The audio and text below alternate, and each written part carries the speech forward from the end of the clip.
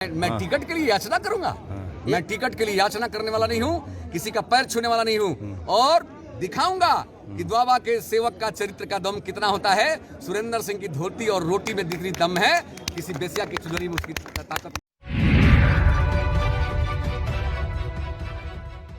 नमस्कार, इन खबर में आपका स्वागत है। उत्तर प्रदेश के बलिया जिले की एक सीट है बैरिया द्वाबा जिसे बोलते हैं। वहाँ से विधायक थे सुरेंद्र सिंह, जो अपने बड़बोलेपन और बेबाक बोल के लिए जाने जाते हैं।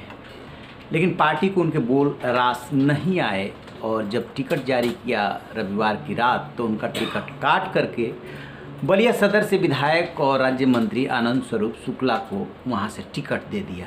इसके बाद विधायक जी हो गए बागी और उन्होंने साफ साफ कह दिया कि मोदी और जोगी का पैर छू करके मैं टिकट लेने वाला आदमी नहीं हूँ। सुनिए उन्होंने क्या कहा है और बीजेपी से दे दिया इस्तीफा। तो आज हम मोदी और जोगी के पैर छू करके टिकट मांगने वाला सुरेंद्र संदेश दे दिया दिल्ली वालों को।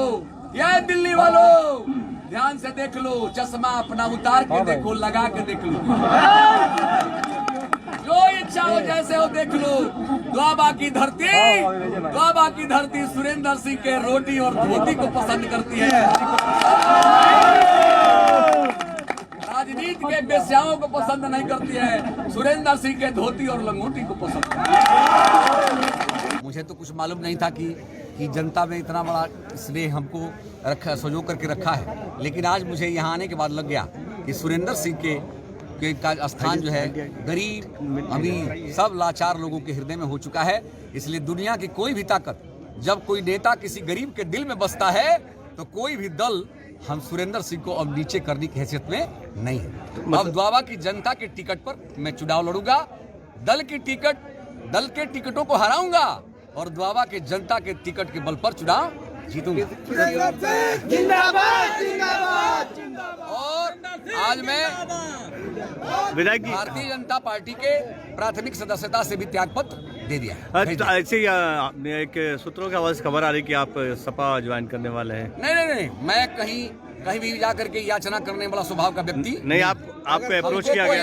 अगर कोई अप्रोच, कोई भी दल यदि सम्मान पूर्वक कहेगा, बुला करके कि आइए हमारी पार्टी से टिकट लेकर के लड़ जाइए, तो मैं विचार करूंगा और लड़ सकता हूँ। सूत्र ये बता रहे हैं कि बहुत दिनों से अखिलेश जी लगे भी थे आपसे हर मौके पर। नहीं, ऐसा नहीं है। मैं कभी भी नहीं गया। और जब तक कोई भी पार्टी हमको बुला करके कहेगी, मैं बलिया का उस धरती का बेटा हूँ जिस धरती पर अंग्रेजों के शासन के नाक को हिला दिया था इस धरती ने। और मैं टिकट के लिए याचना करूंगा। मैं टिकट के लिए याचना करने वाला नहीं हूँ, किसी का पैर छूने वाला नहीं हूँ, और दिखाऊंगा कि द्वाबा के सेवक का चरित्र का दम कितना होता है। सुरेंद्र सिंह की धोती और रोटी में जितनी दम है, किसी बेसिया की चुनरी में उसकी ताकत नहीं है। सब हारेंगे, सब जो है राजनीतिक दुकान खोलने वाले लोग हारेंगे और द्वाबा का चरित्र और ईमान जीतेगा। एक बार ये टिकट वितरण में साफ हो गया कि जातिवादी समीकरण चुनाव लड़ा रहे हैं अपने प्रत्याशी। सब लोग यही सोच लिए हैं।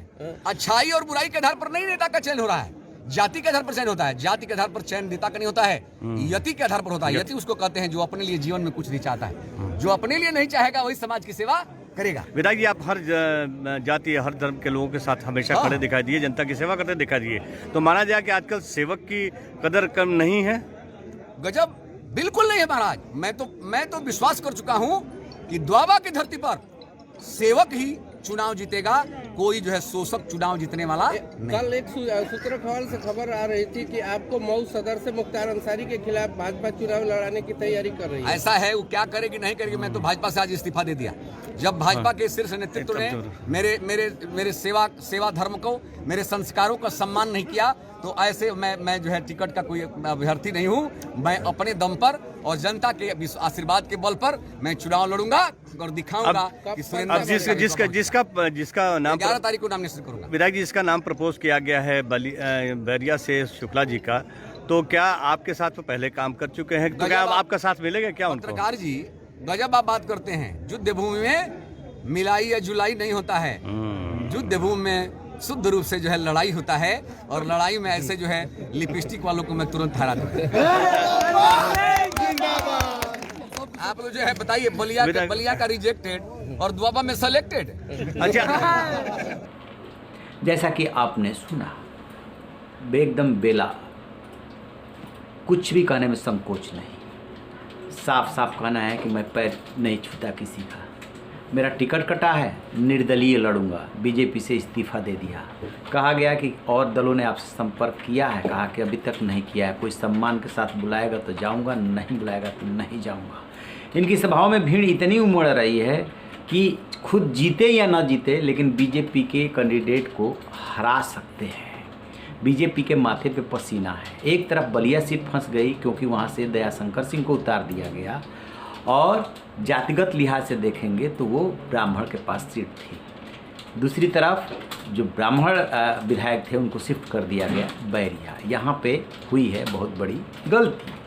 अब देखते हैं कि इसका नतीजों पे क्या असर पड़ता है। बहरहाल सुरेंद्र सिंह ने चुनौती दे दी और पार्टी में रहते हुए भी चुनौती देते रहे, बोलते रहे हैं।